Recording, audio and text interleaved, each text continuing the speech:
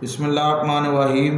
यह कनाबुद व यकनस्ताइन। अस्सलाम वालेकुम स्टूडेंट्स, आज हम लोग फाइनेंशियल अकाउंटिंग का प्रॉब्लम नंबर 3 सॉल्व करेंगे। अकाउंटिंग इक्वेशन का चैप्टर है, सुहेल अफजल की बुक से ये हम कर रहे हैं और आप देख सकते हैं ये हमारे पास क्वेश्चन है। आप अपने अपने नोट से भी देख सकते हैं और बुक से भी। तो let's start to read this question. On 1 January 2017 the balance of MS Khan and bros. ये आप देख सकते हैं, ये एसेट्स गिवन है, ठीक है, और ये क्रेडिटर्स और कैपिटल गिवन है, ठीक है। ये आप अपने अपने नोट्स में मेंशन कर सकते हैं। सो यहाँ पे आप देखें तो कैश एसेट वाली साइड में सारे एसेट लिखने हैं। ये देखें कैश दिया हुआ है कितना 50,000, डेटर्स 34,000, स्टॉक 44,000, बिल्डिंग। तो एसेट आपको पता है इस साइड पे होते हैं अकाउंटिंग क्वेश्चन के, और लायबिलिटीज क्रेडिटर्स है वो यहाँ पे आपने मेंशन कर देने हैं। और कैपिटल हमारा कितना है 1,88,000। इसके बाद आप क्वेश्चन पढ़िएगा, purchase good for cash 8,000 and trade discount 10%। तो बेटा ये आपके सामने है कि आपने चीज़ें परचेज की हैं कैश पर, तो कैश बिजनेस से गया है और गुड्स आपने जो खरीदी हैं वो ऐड होंगी। तो ये जो स्टॉक ऑफ गुड्स है इसमें आपने ऐड करना है। लेकिन इंपॉर्टेंट बात, ये बात मैं बार बार बता चुका हूँ कि ट्रेड डिस्काउंट अकाउंटिंग की बुक में नहीं आएगा। जो ट्रेड डिस्काउंट होता है, trade discount never record in accounting book. यानी आपने क्या करना है, 8,000 का 10% लेना है। कितना आएगा, 800 आता है ना, आप कैलकुलेटर पे करके देख सकते हैं। तो 8,000 का 800 माइनस करें तो 7200 रह जाएगा। तो वो 800 ट्रेड डिस्काउंट है, वो आपने अकाउंटिंग की बुक में नहीं लिखना। इसीलिए आप देख सकते हैं कि यहाँ 7200 आपने जो गुड्स खरीदी हैं वो 7200 लिखा है, और कैश में कितना लेस किया है 7200। तो ये आपने पहली एंट्री करनी है। इसके बाद स्टूडेंट्स आप फर्दर क्वेश्चन को देखें तो sold goods for cash ₹24,000, costing ₹21,000। तो बचे गुड्स जो आपने बेची हैं उनकी असल कीमत थी 21,000। तो ये गुड्स जो है इसमें से ये माइनस होगी क्योंकि आपने बेच दी हैं, और आपके पास कैश कितना है, कितने की बेची हैं 24,000 की, तो कैश आ गया 24,000। ठीक है बच्चे, ये देखिए। और आप देखिए 21,000 की चीजें आप 24,000 की बेचेंगे तो कितना प्रॉफिट होगा 3,000। प्रॉफिट कहाँ पे आएगा, हमेशा कैपिटल में, ठीक है। तो प्रॉफिट हमेशा कैपिटल में लिखते हैं। तो ये इसकी इफेक्ट्स होंगे अकाउंटिंग क्वेश्चन। फर्दर स्टूडेंट आगे बढ़ते हैं, मजीद एंट्रीज को हम डिस्कस करते हैं। नेक्स्ट एंट्री है कैश पे टू क्रेडिटर। अब क्रेडिटर्स कहाँ पे है, ये इनको कैश पे कर दिया है। कितना पे किया 50,000, और कैश में भी कम होगा और क्रेडिटर में भी कम होगा। इसके बाद आगे चलते हैं, sold goods for cash ₹10,000 and credited basis 6,000, costing ₹12,000। तो ये कह रहा है कि आपने गुड्स सेल की हैं, 10,000 की कैश पे की हैं, यानी कैश हमारे पास जो आ रहा है वो कितना आ रहा है, वो 10,000 आ रहा है। ये देखिए 4 वाली एंट्री, कैश कितना आ रहा है 10,000, ठीक है।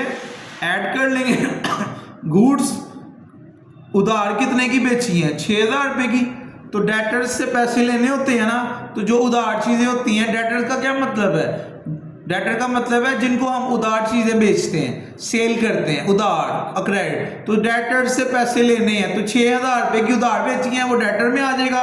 और टोटल गुड्स की कीमत कितनी है 12,000। वो कह रहे हैं गुड्स कितने की थी 12,000 रुपये की थी। तो आप बेटा टोटल आपने 16,000 रुपये की चीज़ें बेची हैं, 12,000 की चीज़ें थी, असल कीमत 12,000 थी, 16 की बेची हैं, तो 4,000 क्या है प्रॉफिट।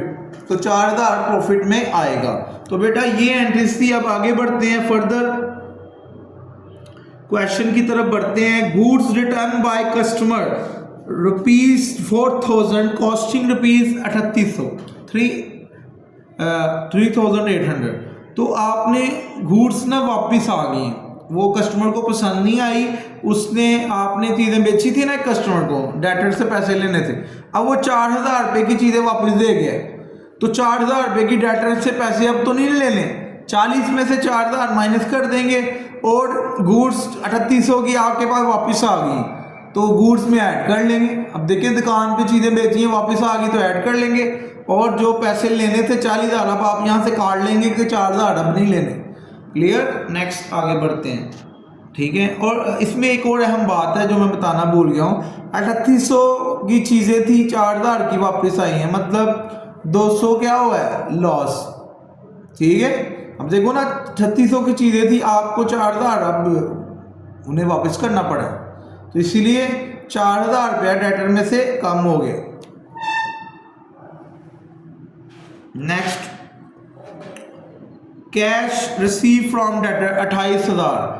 अब कैश रिसीव किया है तो कैश में आ जाएगा और डेटर में से माइनस हो जाएगा, क्योंकि पैसे ले लिए तो माइनस हो जाएंगे। इसके बाद स्टूडेंट आगे चलते हैं, cash paid for furniture purchase for owner domestic use. देखिए मैंने एक बात बताई थी, पर्सनल यूज की कोई भी एंट्री आती है ना, जब ओनर के घर की बात आ जाती है, ओनर की जाती जिंदगी की बात आ जाती है, तो ओनर की जो पर्सनल लाइफ होती है उसको हम ड्राइंग कहते हैं। ड्राइंग जर्नल में भी मैंने सिखाया था। तो ड्राइंग हमेशा क्या है, ओनर के घर की बात आ जाए तो उसे क्या कहते हैं, ड्राइंग्स। ड्राइंग क्या होता है, एक्सपेंस।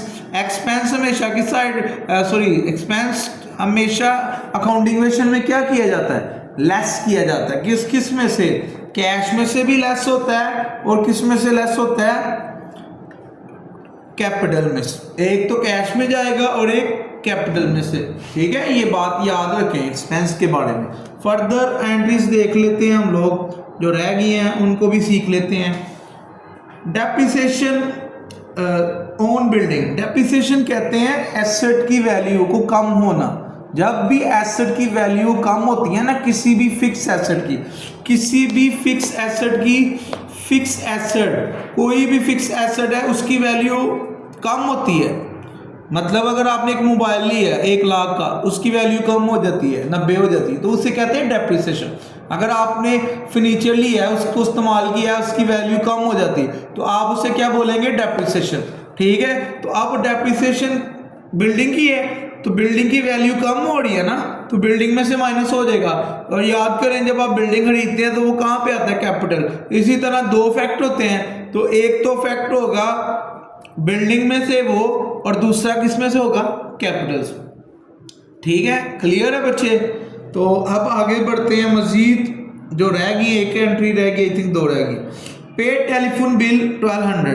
तो टेलीफोन बिल पे की है, वो मैंने अभी बताया एक्सपेंस हमेशा कैश और कैपिटल में से होता है, तो यहाँ से कैश से भी होगा और कैपिटल से भी, ठीक है। एक्सपेंस, ये एक्सपेंस हो गया।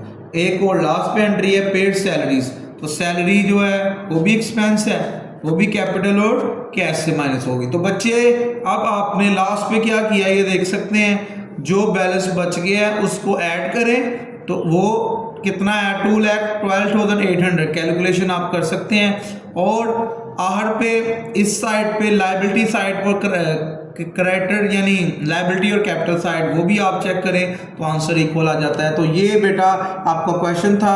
अगर आपका कोई क्वेश्चन हो इसके हवाले से आप मुझे पूछ सकते हैं ऑनलाइन, और अगर आपके कोई भी इसके मतलब क्वेश्चन हैं वो आप पूछ सकते हैं। Thank you very much.